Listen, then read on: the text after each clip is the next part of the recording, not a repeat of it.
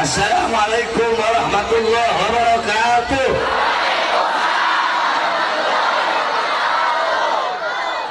Alhamdulillahil ahad, wassalatu wassalam ala man fis sama ismuhu Ahmad wa fil ardi ismuhu Muhammad wa ala alihi wa sahbihi wa ba'd. Yang saya cintai, yang saya muliakan, para alim ulama, para habaib, para kiai, para asatid, para tokoh masyarakat, para aparat pemerintah, wabil khusus guru kita Al-Habib Habibana Zaki Al-Idrus, beserta yang saya cintai, yang saya muliakan, segenap panitia daripada peringatan Maulid Nabi besar Muhammad sallallahu alaihi wasallam, beserta seluruh hadirin hadirat, bapak-bapak, ibu-ibu, khususnya para pemuda-pemudi umat baginda Nabi besar Muhammad yang selalu dimuliakan oleh Allah Subhanahu wa taala. Saya sudah bilang berkali-kali, kalau mengundang saya ceramah, saya ini orangnya nggak bisa diatur. Kalau MUI mau ngatur saya ceramah, suruh MUI-nya yang ceramah, jangan saya. Kalau polisi atau tentara atau aparat pemerintah siapapun mau ngatur saya ceramah, jangan saya ceramah. Mereka aja suruh naik atas panggung ceramah sini. Terus MUI bilang ceramahnya harus rahmatan lil alamin. Nanti saya ajarkan MUI seperti apa tuh rahmatan lil alamin. Allahu Akbar. Sayang si Ridwan ini yang ngomong di berita nggak datang sih ketua MUI-nya langsung. Harusnya langsung ketua MUI-nya datang. Oh tetap kami akan pantau. Kalian pantau nggak karaokean itu MUI? Kalian pantau nggak itu acara-acara konser-konser MUI? Pantau nggak? Kemana kalian?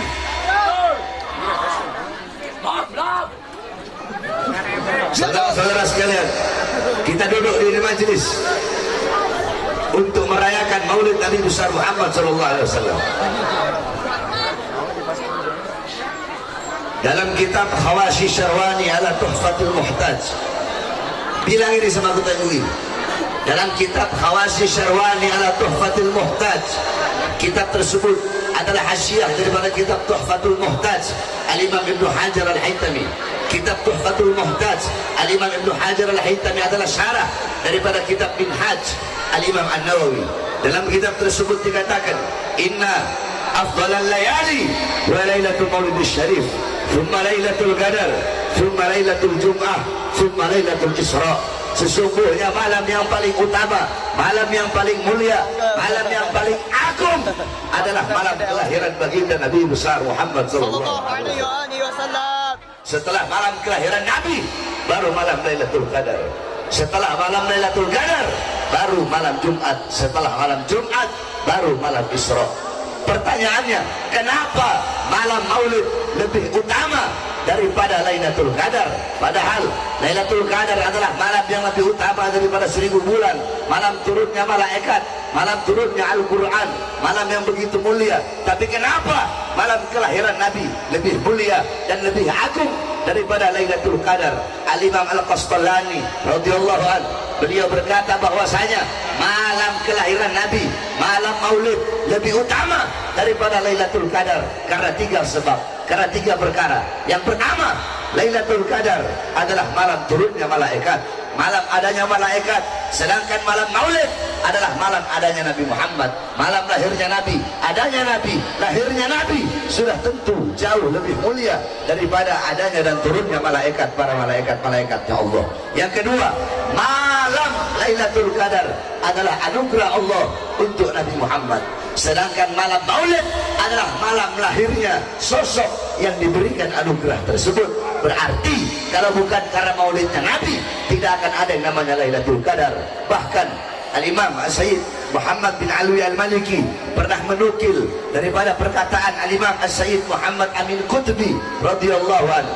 Beliau berkata, ya Lailatul Itsnin madha safahat, wahai malam Senin, apa yang telah menyapamu? Kau begitu mulia, kau begitu agung, kau begitu luhur, kau begitu suci. Wahai malam Senin, engkau menjadi mulia karena dari mula, berawal dari mula hari-hari yang mulia dalam Islam. Karena kalau bukan kelahiran Nabi, kalau bukan karena diawali daripada maulid Nabi, kalau bukan karena kelahiran Nabi, maulid Nabi, tidak akan ada hari-hari besar Islam, tidak akan ada Idul Fitri, tidak akan ada Idul Adha, tidak akan ada Nuzulul Quran, tidak akan ada Ramadan, tidak akan ada Lailatul Qadar, tidak akan ada Islam, tidak akan ada iman, tidak akan ada ilmu, tidak akan ada amal, wara, khauf, akhlak, adab, khasyah, zuhud, tidak akan ada qanaah, tidak akan ada amar ma'ruf, nahi munkar, jihad dan lain-lainnya. Kalau bukan itu semua diawali daripada maulid atau kelahiran baginda Nabi besar Muhammad sallallahu alaihi wasallam. Yang ketiga, saudara-saudara, malam maulid lebih utama daripada Lailatul Qadar. Kenapa? Kelahiran Nabi lebih utama daripada Lailatul Qadar. Al-Imam Al-Qastallani radhiyallahu anhu, beliau mengatakan, karena Lailatul Qadar itu rahmat Allah bagi umat Nabi Muhammad saja. Rahmat Allah bagi umat Nabi Muhammad saja. Sedangkan adanya Nabi Muhammad, lahirnya Nabi Muhammad itu bukan hanya rahmat Allah bagi umat Nabi Muhammad saja, tapi adalah rahmat Allah bagi seluruh alam semesta. Sebagaimana dalam Al-Quran Allah berfirman, wa ma arsalnaka illa rahmatan lil alamin.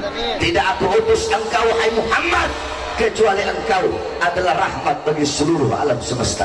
Lailatul Qadar itu hanya rahmat Allah bagi umat Nabi Muhammad saja. Sedangkan Nabi Muhammad adalah rahmat Allah bagi seluruh alam semesta, seluruh makhluk, bagi seluruh manusia, bukan hanya umat Nabi Muhammad sallallahu alaihi wasallam.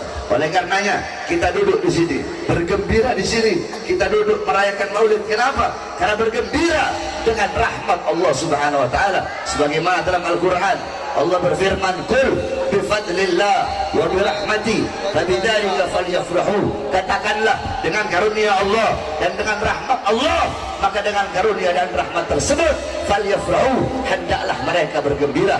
Dalam kitab tafsir Ma'alimut Tanzil Al-Imam Baghawi, dalam kitab tafsir Jami'ul Bayan Al-Imam Ibnu Jarir At-Tabari, dalam kitab tafsir Madarikut Tanzil Al-Imam An-Nasafi, dalam kitab tafsir Ad-Durrul Manthur Tafsir bil Ma'thur Al-Imam As-Suyuti, dalam kitab tafsir Anwarut Tanzil Al-Imam Baydawi, dalam kitab tafsir Anwarut Tanzil Imam Baydawi, dalam kitab tafsir Jalalain Al-Imam Jalaluddin Al-Mahalli dan Al-Imam Jalaluddin As-Suyuti, dikatakan bahwasanya karunia Allah dalam ayat tersebut adalah ilmu, Al-Quran, iman dan Islam. Sedangkan rahmat Allah dalam ayat tersebut siapa? Dalam ayat yang lain Allah berfirman, wa ma arsalnaka illa rahmatan lil alamin. Tidak aku utus engkau wahai Muhammad kecuali engkau adalah rahmat bagi seluruh alam semesta. Nah, dengan adanya Islam, iman, ilmu dan Al-Quran sebagai karunia Allah, dan dengan adanya Nabi Muhammad sebagai rahmat Allah, falyafrahu, maka hendaklah kita bergembira, hendaklah kita berbahagia dengan adanya baginda Nabi besar Muhammad sallallahu alaihi wasallam sebagai rahmat Allah yang paling besar, sebagai rahmat Allah yang paling agung. Saudara-saudara sekalian yang dimuliakan oleh Allah Subhanahu wa taala, MUI bilang Habib Bahar bahas rahmatan lil alamin, baik, akan saya bahas rahmatan lil alamin. Saudara-saudara, Nabi Muhammad diutus oleh Allah untuk membawa rahmat bukan hanya bagi umatnya saja, tapi untuk seluruh makhluk.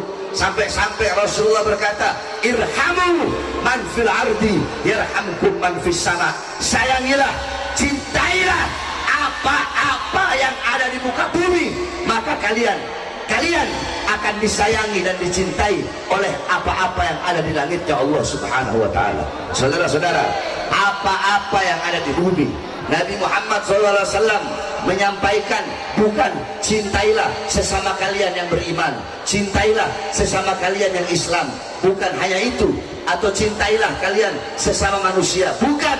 Tapi Nabi Muhammad mengatakan irhamu man fil ard, cintailah, sayangilah apa saja, siapapun yang ada di muka bumi ya Allah.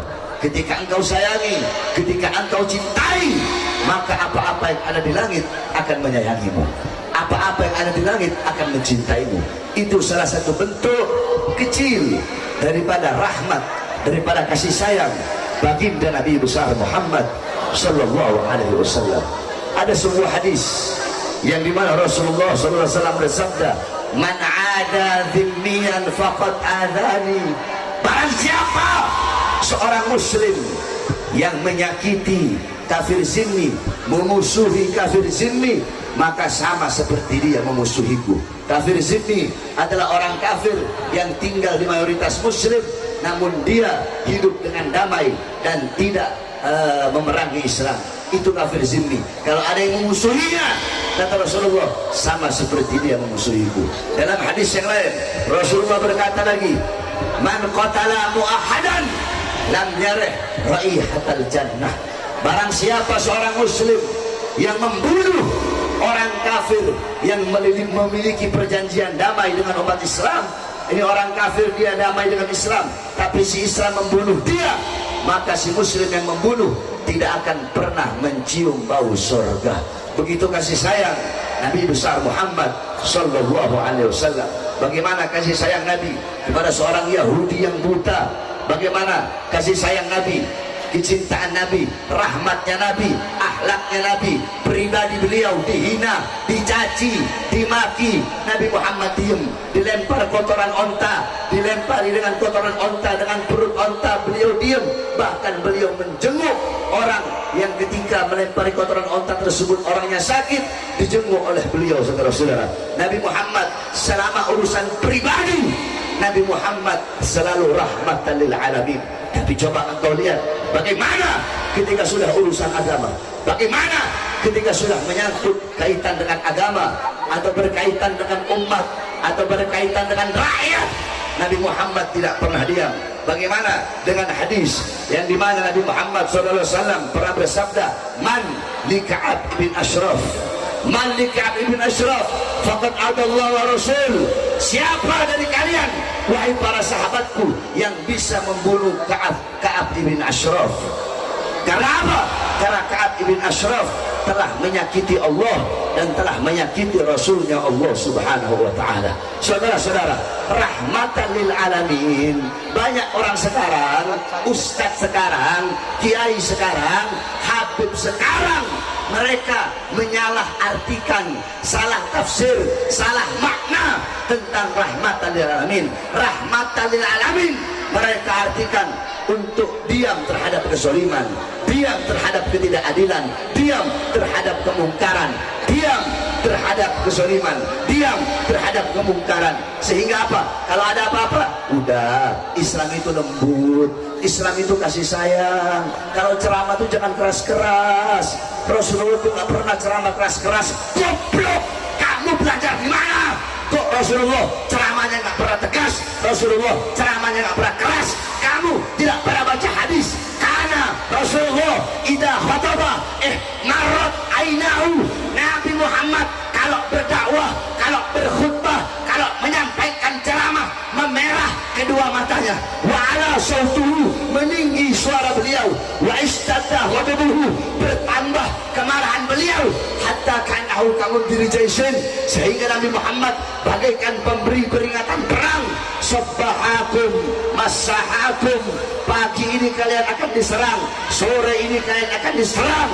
Seperti itulah Nabi Muhammad kalau berkhutbah, saudara-saudara. Jadi kalian para ulama-ulama, para habaib yang menyalahgunakan rahmatan lil alamin, rahmatan lil alamin, kalian bilang diam terhadap kezaliman. Saudara-saudara, demi Allah, jikalau rahmatan lil alamin diartikan diam terhadap kezaliman, diam terhadap kemungkaran, demi Allah, Indonesia tidak akan pernah mendapatkan kemerdekaannya, saudara-saudara. Ini Indonesia merdeka bukan dengan tenang-tenang, bukan dengan santai-santai, bukan dengan cengesan-cengesan, senyum-senyum, ketawa-ketawa. Bukan, saudara-saudara.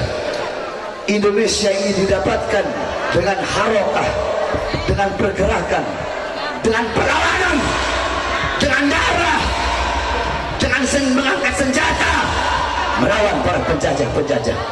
Tidakkah kalian lihat bagaimana Bung Tomo ketika Inggris akan menyerang Surabaya, ketika Inggris akan mengambil senjata para anak-anak yang ada di Surabaya, Bung Tomo pergi kepada Kiai Haji Hasyim Asy'ari, pendiri Nahdlatul Ulama.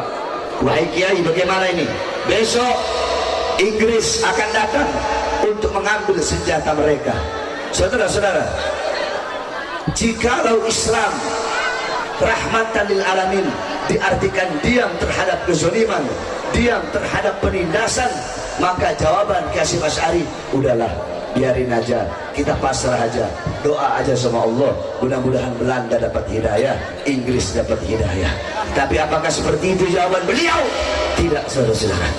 Bagaimana jawaban beliau ketika Bung Tomo datang? Apa kata beliau? Hubbul watan minal iman, cinta tanah air, cinta negara kesatuan Republik Indonesia merupakan bagian daripada iman. Maka wajib bagi setiap orang yang memiliki iman kepada Allah, wajib bagi setiap orang yang dimana kaki mereka menginjakkan kaki di bumi pertiwi Indonesia, wajib untuk mengangkat senjata jihad, hukumnya fardu ain, untuk mengusir para penjajah dari tanah Indonesia. Kalau rahmatan lil alamin diartikan diam terhadap kezaliman, diam terhadap penindasan, diam terhadap kemungkaran, maka Indonesia tidak akan pernah mendapatkan kemerdekaannya. Betul? Kira-kira Ustaz, si Ridwan dengarin apa enggak? Hah? Dengar apa enggak dia itu? Ketua MUI apa Bandung Barat. Dengar dia. Telepon kalau perlu dia sekarang. Kasih tahu sama dia jangan salah gunakan rahmatan lil alamin. Rahmatan lil alamin itu bukan diam terhadap kezaliman, bukan diam terhadap kemungkaran. Betul? Jadi Ustaz kok goblok amat? Biadab. Jadi kiai kok goblok banget sih? Biadab. Pakai ngajarin kita orang ini mondok 18 tahun. Jadi nggak usah diajar-ajari masalah rahmatan lil alamin. Betul? Jangan ajarkan kita tentang nasionalisme. Betul? Kita ini Ahlus Sunnah wal Jamaah. Ahlus Sunnah wal Jamaah, akidah Asy'ari, Maturidi, mazhab Syafi'i. Kita orang tahu, kita belajar. Haram, tidak boleh melawan pemerintah yang sah. Betul? Tidak boleh melawan atau menjatuhkan pemerintah yang sah. Betul? Yang kita lawan bukan pemerintahnya. Terus apa yang kita lawan? Yang kita lawan kezalimannya, yang kita lawan ketidakadilannya, yang kita lawan kemungkarannya, yang kita lawan kebijakan-kebijakan pemerintah yang menguntungkan asing dan menyengsarakan rakyat, sehingga kita rakyat Indonesia menjadi budak di tanah air kita sendiri. Itu yang kami perjuangkan, para pemuda-pemudi Islam, selama kedua mata kami masih terbuka untuk melihat kemungkaran para pemerintah. Maka selama itu kami akan tegak berdiri melawan kemungkaran, melawan kezaliman, melawan ketidakadilan pemerintah sampai titik darah. Semua yang hadir di sini siap lawan kezaliman, siap lawan kezaliman, siap lawan kemungkaran, siap lawan ketidakadilan. Allahu Akbar.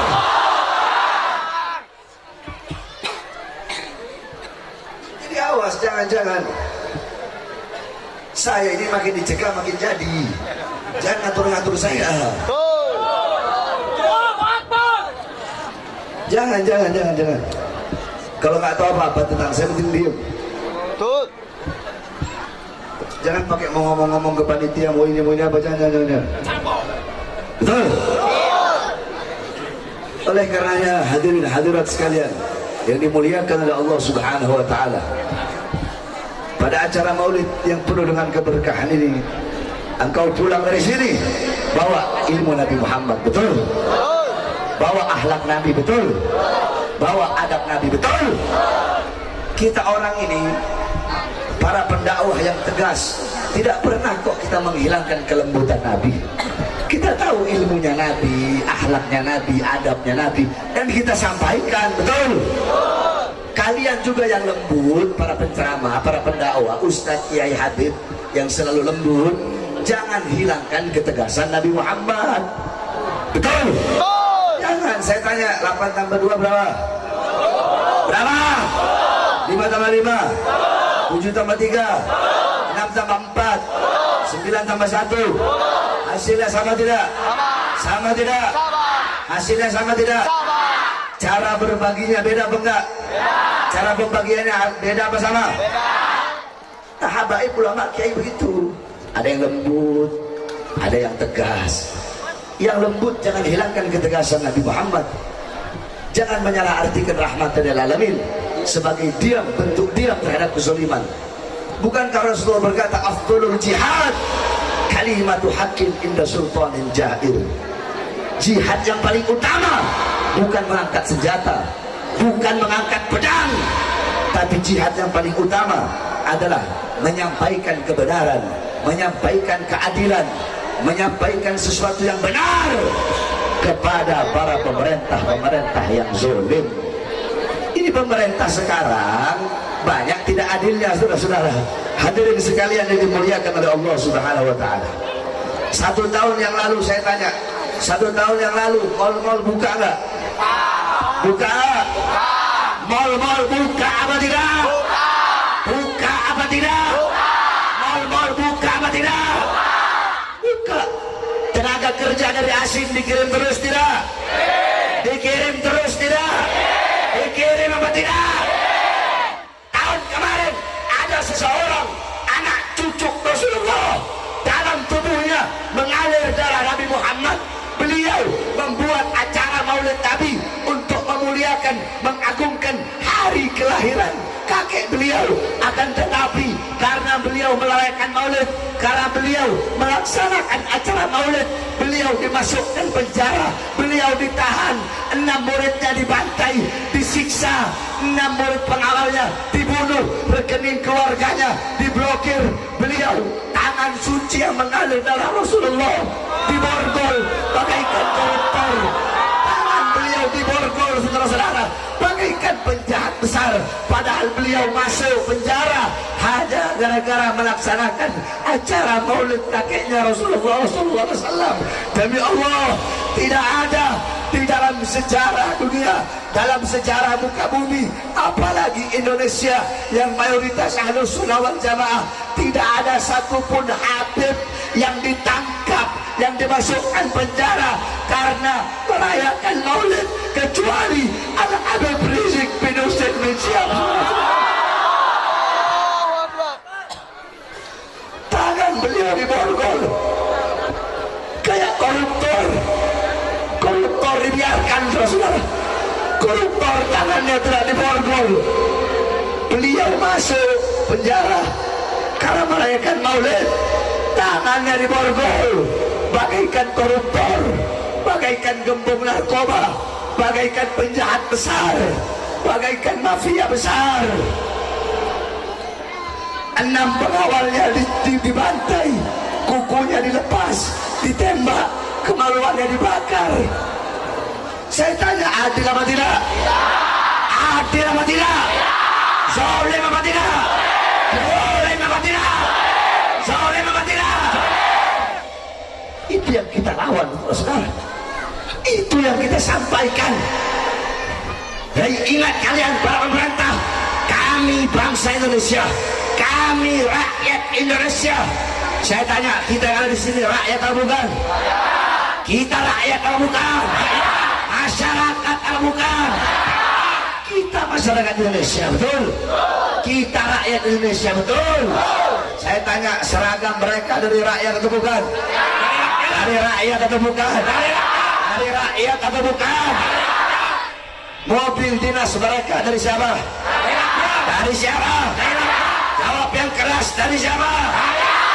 Rumah dinas mereka dari siapa? Dari siapa? Haji mereka dari siapa? Semuanya, mulai polisi, tentara, RT, RW, lurah, camat, bupati, wali kota, menteri, presiden, gubernur, kemudian anggota dewan, MUI, seluruh anggota pemerintah, gaji mereka dari kami rakyat, betul? Kami rakyat, kami bangsa Indonesia adalah ibu kandung tentara, ibu kandung TNI, ibu kandung polisi, ibu kandung presiden, ibu kandung para pejabat, ibu kandung para pemerintah. Oleh karenanya, kalian sebagai anak-anak kami, jangan pernah kalian kurang ajar kepada ibu kandung kalian, yaitu kami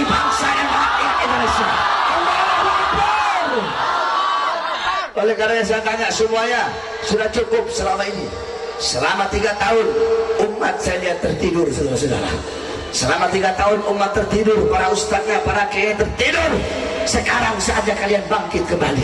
Hei para tokoh-tokoh Islam, hei para pejuang-pejuang Islam, hei singa-singa Allah, hei para ustaz, hei para kiai, hei para habaib, hei para pemuda-pemudi Islam. Sekarang saatnya kalian bangkit. Bangkit untuk agama, bangkit untuk NKRI, bangkit untuk Pancasila, bangkit untuk Merah Putih, bangkit untuk Bhinneka Tunggal Ika, bangkit untuk membela bangsa dan rakyat Indonesia. Saudara-saudara, NKRI harga mati, betul? NKRI kurang keras, NKRI, NKRI Merah Putih harga mati, betul? Merah Putih, NKRI Merah Putih, Pancasila, UUD 45, bangsa Indonesia, rakyat Indonesia. Sampaikan kepada mereka, wahai kalian para pemerintah yang menjadi pengkhianat bangsa, wahai kalian para pemerintah, para menteri-menteri yang dimana kalian bertambah kaya di masa pandemi, sedangkan rakyat tambah susah. Kalian hidup senang, rakyat hidup susah. Kalian hidup kenyang, rakyat kelaparan. Hei kalian ingat, demi Allah, kami para pemuda-pemudi Indonesia bersumpah, selama darah kami masih merah, tulang kami masih putih, merah putih, maka selama itu kami akan tegak berdiri, berada di barisan paling depan, takkan berpisah walaupun hancur untuk membela negara kesatuan Republik Indonesia. Saudara, siap berjuang, siap berjuang, siap hancur, siap binasa, siap mati, siap mati, siap hancur. Allahu Akbar, Allahu Akbar, Allahu Akbar. Ketidakadilan di negara ini sudah dipertontonkan dengan nyata, betul? Bukan lagi rahasia-rahasia. Hukum tajam ke kanan, tumpul ke kiri. Hukum tajam ke bawah, tumpul ke atas, betul? Para penista-penista agama, mereka berada di pihak kekuasaan, mau dilaporkan berkali-kali tetap nggak diproses oleh polisi, betul? Giliran para ulama diproses, diperiksa, dari saksi langsung jadi tersangka, dari tersangka langsung dimasukkan penjara. Adil apa tidak? Adil apa tidak? Adil apa tidak? Oleh karenanya hadirin sekalian, saya ini Bahar bin Smith, nggak ada kata kapok, nggak ada kata lelah. Kamu pikir saya berjuang untuk diri saya? Hah? Kalau mau aman enak aja, ngapain? Nggak usah saya ceramah. Nyenyak, tenang di pondok sama anak, sama istri, sama keluarga, sama murid, terima tamu, atau saya pura-pura jadi wali gitu. Kan ada Habib yang pura-pura wali. Banyak. Tapi tidak, saudara-saudara. Saya ambil resiko itu. Walaupun saya tahu harus dipenjara, minimal dipenjara, maksimalnya saya mati dibunuh. Entahkah diracun, entahkah dipotong-potong tubuh saya menjadi beberapa bagian sampai hilang, entahkah dibunuh, dibuang kemana, wallah alam, saya nggak tahu. Tapi itu adalah risiko daripada perjuangan. Makanya kemarin, tahu waktu satu tahun 6 bulan yang lalu, saya baru keluar dari penjara, dari lapas Cibinong. Baru keluar pagi, keluar siang, malamnya saya ceramah. Yang saya gimana ceramah saya bilang, hei kalian para pemerintah, kalian kurung rakyat di masa pandemi ini, di masa PSBB. Rakyat kalian kurung dalam rumah, tidak kalian kasih harta, tidak kalian kasih dana. Kalian mau bikin rakyat mati kelaparan, tenaga kerja kalian kirim terus dari asing. Nah, ceramah itulah yang dikatakan ceramah yang meresahkan, sehingga saya dimasukkan lagi ke dalam penjara, baru keluar 2 hari. Saya tanya, kira-kira kau lihat saja ceramah saya di situ, saya bela rakyat atau bukan? Siapa yang saya bela? Pribadi saya? Kepentingan saya? Siapa yang saya bela? Siapa? Siapa? Rakyat. Katanya meresahkan. Di sini kan rakyat. Emang itu meresahkan? Tidak. Meresahkan? Tidak. Meresahkan? Tidak. Berarti bukan meresahkan rakyat, bukan meresahkan masyarakat, meresahkan mereka berpemerintah.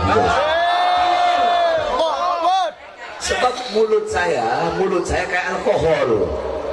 Tahu alkohol? Oh. Alkohol kalau kena kulit ada luka, kena alkohol sakit gak? Sakit gak? Sakit. Tapi kalau kulit nggak ada alkohol, kulit nggak ada luka, kena alkohol dingin gak? Dingin gak? Berarti pemerintah kalau ada sesuatu yang rusak, sesuatu yang bobrok dalam sistemnya, kena kata-kata saya, kena lidah saya, merasakan sakit ya. Tapi kalau nggak ada apa-apanya, ya nggak bakal merasa sakit, biasa-biasa saja. Betul? Betul. Makanya bagi saya, Allah ya Rabb, saya mau ambil terima semua risiko itu, bukan untuk diri saya. Kenapa? Demi kalian, sebagai umat kakek saya Rasulullah SAW. Saya berani terima risiko itu demi bangsa, demi rakyat, demi Indonesia. Yang penting rakyat sejahtera, yang penting rakyat makmur.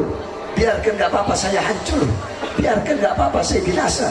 Saudara-saudara, bagi Bahar bin Smith, jangankan cuma di penjara, jangankan cuma masuk penjara, demi bangsa, demi rakyat, khususnya demi agama, demi Indonesia. Jangankan cuma di penjara, demi negara kesatuan Republik Indonesia, demi bangsa, demi rakyat, demi Merah Putih, demi Garuda, demi Indonesia. Jangankan cuma di penjara, nyawa saya, jiwa saya, darah saya murah untuk jatuh. Oleh kalian terakhir saya ingatkan sekali lagi, bangkit, saatnya kita bersatu, kembali berjuang, sama-sama berjuang untuk memakmurkan bangsa dan negara kesatuan Republik Indonesia. Saya tanya, siap bersatu? Siap. Siap bersatu? Siap. Siap bersatu? Siap. Siap bersatu? Siap. Siap kembali berjuang? Siap. Siap berada di bawah komando Habib Rizik? Siap. Siap berada di bawah komando Habib Rizik? Siap. Jangan siap cuma di mulut. Jangan siap cuma dicongor. Giliran dengar ada 6 syuhada ditembak sama polisi, langsung mentalnya turun semua. Harusnya dengan wafatnya 6 syuhada, dengan wafatnya 6 pengawal, 6 laskar FPI, itu jangan jadikan air untuk memadamkan semangat kalian. Harusnya dengan wafatnya 6 syuhada, dengan wafatnya 6 laskar yang mengorbankan nyawanya, jiwanya demi membela anak cucu Rasulullah SAW, mereka tidak peduli walaupun nyawa mereka harus hilang. Yang penting anak cucu Rasulullah selamat, yang penting anak cucu Rasulullah aman. Itu baru namanya cinta. Nah, dengan adanya kejadian wafatnya 6 syuhada tersebut, jangan jadikan air yang memadamkan semangat juang kalian. Harusnya kisah wafatnya 6 syuhada, 6 laskar FPI yang membela Habib Rizik, jadikan mereka sebagai batu bara, sebagai bara api yang menjadi api yang menambah semangat juang kalian untuk membela anak cucu Rasulullah SAW.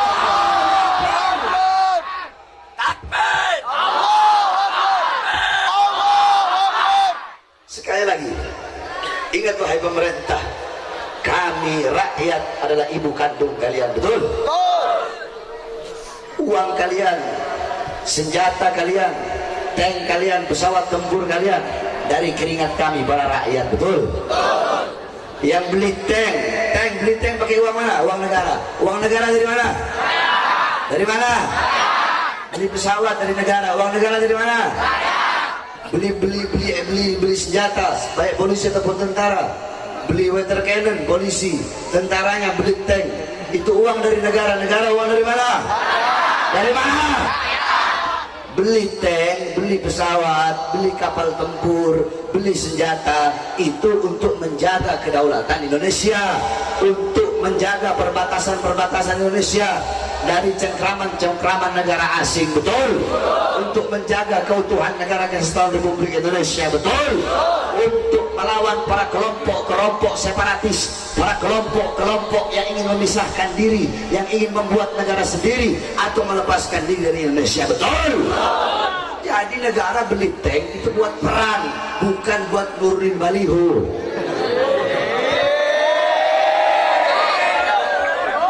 Ada nggak yang pakai tank buat turunin baliho? Ada nggak? Siapa? Siapa? Siapa? Siapa?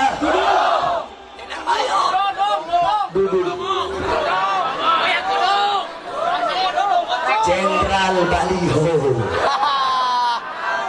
Naik, sekarang udah 4 bintangnya.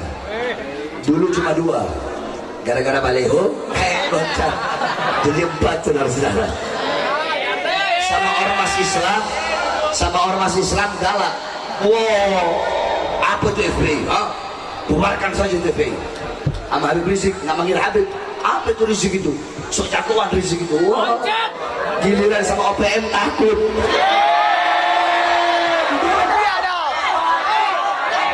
Duduk seruduk. Sama OPM, dia bilang apa? OPM itu saudara kita. Harus kita rangkul. Pernyataan seperti ini benar apa tidak? Benar. Harus dirangkul. Benar apa salah? Benar apa salah? Benar apa salah? Siapapun yang ingin menegakkan atau ingin membangun negara sendiri atau ingin melepaskan diri dari Indonesia, maka mereka adalah teroris. Betul? OPM itu teroris.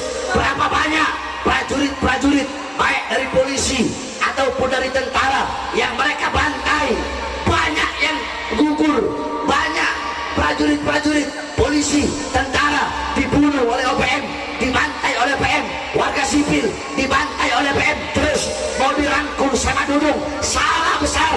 OPM bukan dirangkul, tapi mereka harus diperangi sampai ke akar-akarnya.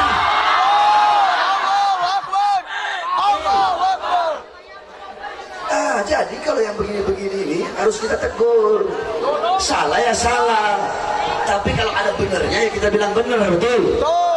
Kita nggak akan membenarkan yang salah dan menyalahkan yang benar. Contoh, Dudung pernah ngomong, kita akan merekrut para santri-santri untuk menjadi tentara. Bagus nggak itu? Bagus. Bagus nggak? Bagus. Dukung nggak? Dukung. Dukung nggak? Dukung. Kalau ada yang bagus darinya, yang baik darinya kita ambil. Kita ambil. Tapi kalau ada yang nggak bener, kayak omongan Tuhan bukan orang Arab, mau saya bahas panjang lagi. Kamu lihat aja udah pernah saya bahas sebelum-sebelumnya. Nah, pernyataan seperti itu, kamu kalau tidak tahu agama, kalau goblok, kalau tolol dalam urusan agama, nggak usah sok tahu dalam urusan agama, betul? Urusan yang menjadi urusanmu, lawan sana OPM sampai ke akar-akarnya. Gak usah mau sok-sokan cari muka terus mau bahas-bahas agama sampai nanti kamu bisa-bisa tersesat ke dalam lubang kemurtadan karena engkau menyamakan Allah dengan makhluk ciptaannya. Betul? Oleh karena yang mudah-mudahan Dudung dapat hidayah. Pemerintah kita menjadi pemerintah yang baik. Pemerintah yang taat kepada Allah, yang patuh kepada Allah. Negara kita menjadi negara yang makmur, negara yang sejahtera, negara yang berwibawa, negara yang berdiri sendiri, negara yang tidak tunduk kepada negara-negara asing. Amin, amin ya rabbal alamin. Menjadi negara yang menjadi baldatun thayyibatun wa rabbul ghafur. Amin, amin ya rabbal alamin. Dudung atau pemerintah siapapun atau MUI tadi siapapun, kalau nggak mau dikritik jangan jadi pemerintah, jadi rakyat biasa. Betul? Betul. Kalau nggak mau dikritik ya jangan jadi pemerintah, jadi seperti kita rakyat biasa. Betul? Betul. Semua ini kita lakukan semata-mata karena kecintaan kita kepada ini bangsa. Betul? Betul. Karena kecintaan kita kepada rakyat dan kepada negara kesatuan Republik Indonesia. Yang terakhir, saudara-saudara sekalian yang dimuliakan oleh Allah, sebagaimana yang saudara-saudara tahu bahwasanya saya sedang membangun pondok pesantren, yang dimana pondok pesantren saya haramkan terima dana dari pemerintah. Saya nggak mau. Bukan berarti kalau ada pondok yang terima dana dari pemerintah salah, nggak salah. Pondok pesantren terima uang dari pemerintah nggak apa-apa, terima sumbangan dari pemerintah nggak apa-apa. Cuma kalau saya ikhtiar, Saya berhati-hati, saya nggak mau. Kenapa? Sebagaimana Imam Ghazali bilang, wahai para ulama, jangan kau terima sepeser pun atau apapun yang datangnya dari para pemerintah. Kenapa? Walaupun kalian tahu itu halal, jangan kalian terima kalau bisa. Sebab kalau kalian terima, tertanam dalam hati kalian rasa simpati, sehingga kalau ada kemungkarannya pasti kalian biarkan, kezalimannya pasti kalian biarkan, ketidakadilannya pasti kalian biarkan. Ustadz, Kiai, Habib, itu pejabat salah, kenapa nggak ditegur? Nggak enak saya menegur. Kemarin pondok pesantren saya habis dikasih semen 1000 sak. Nggak enak menegur. Kemarin habis dikasih amplop saya. Nggak enak menegur. Kemarin habis dikasih Rubicon saya. Ustadz, Kiai, Habib deket dengan pemerintah bukan nggak boleh, nggak apa-apa, justru bagus kalau ada Ustadz, Kiai, Habib, ulama yang dekat dengan pemerintah. Tapi dekat dengan pemerintah untuk menasihati para pemerintah agar jadi lebih baik, lebih taat, lebih patuh, lebih takut kepada Allah, untuk berbuat adil, untuk berbuat bagus, untuk mensejahterakan rakyat, untuk memakmurkan rakyat, bersihkan kotoran-kotoran dari dalam pemerintah tersebut.